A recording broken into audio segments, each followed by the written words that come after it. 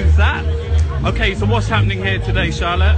So here today we have the Houses of Parliament just to my left, which is where it should be in my view on the political spectrum. But you're going to be on the stage in a minute talking to what, 100, 150,000 people. What are you going to be telling them? Well, I've got a speech prepared, because if I don't read, then I'll just waffle, and it would be unbelievably boring and time-consuming. But it's an amazing atmosphere today. Everything has been a really peaceful, beautiful protest. But I think a lot of people think that you're amazing because you've lent your voice now to a massive movement against austerity, against the government, against bankers, against. I mean, they're up the road with their bankers' bonuses, their bailouts, their quantitative easing, and they're attacking. They want to tax the disabled. Yeah, totally. I think that it's more than austerity. Austerity is what we're here to talk about today. Is where we're trying to keep it as focused as we can about anti-austerity, and the fact that this isn't the only way to do it. There is a block here called Economists Against Austerity. That says enough as it is. But we're being told like this is the only thing that we can possibly do. But austerity is unethical and it's unnecessary. And we're not going to have it. We're going to keep on keeping on until something changes. We won't be silenced. And I went down to Merthyr Tydfil. There's a real revolution going on in Wales, huh? Yeah, it's pretty amazing.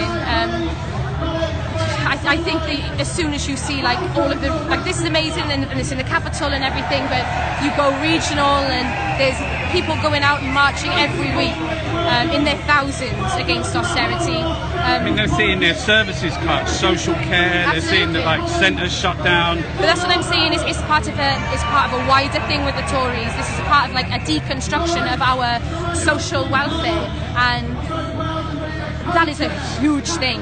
And that is a real ideological, hardcore stance to take, and that's the stance that I can't but see that they are taking. Are you angry? I'm angry, but it's more than angry, because anger only gets you so far, and then after that it's about persistence and love and community and bringing together lots of these different sectors of society and they're coming after our schools, after our hospitals. They're coming after our homes as well. Yeah, absolutely.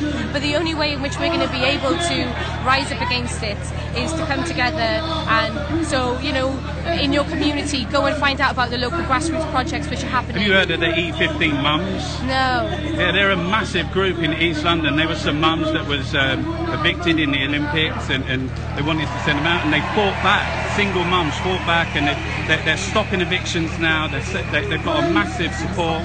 There's Sweets Way, Barnet, really brilliant housing action group. Absolutely, but I think the thing is that lots of people say, oh well, what's the point of protesting and stuff. People do get stuff done, and it's not all massive social change straight away. It's bit by bit. It's just chipping away. It's just saying no, actually we're not allowing that, and then you make it difficult for the government, and then they're like, oh well, we'll have to put that on hold. And with this, at the start of when the Tories first got in, a lot of it there was a lot of talk about them doing away with the Human Rights Act. Yeah, they want to do it, don't they? Yes, but immediately there was a Change.org petition which went up, which immediately had tens of thousands of signatures, and then they started to sort of put the coolers on. They go after the legal aid. They're after they want to snoop the data collecting. I know. It's immoral all the way round. Fracking.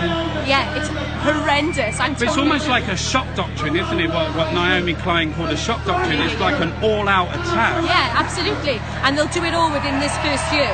I think they're going to try and do everything that they possibly can within this first year, and then the other 4 years are sort of more. They're not going to stop. They're going to steamroll the whole country. They're going to go after every single job. They're going to destroy every union. I know. They want to cut child benefit. They want to attack single mums. Yes, I understand. But the only way, instead of solely getting angry, there are other emotions. Them out. Up there, they've got the class war. They said we need to devastate the avenues where the rich live.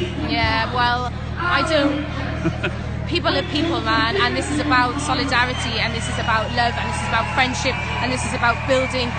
When they are trying to make us point at each other for, or make us Islamophobic or homophobic or whatever, and they're trying to separate us and divide and conquer. And so the only way in which to, not let that happen is to do the exact opposite, is to reach out your hands to your neighbours and the people in your community and make these things happen, and do it every week as much as you can, and try and make it as fun as you possibly can.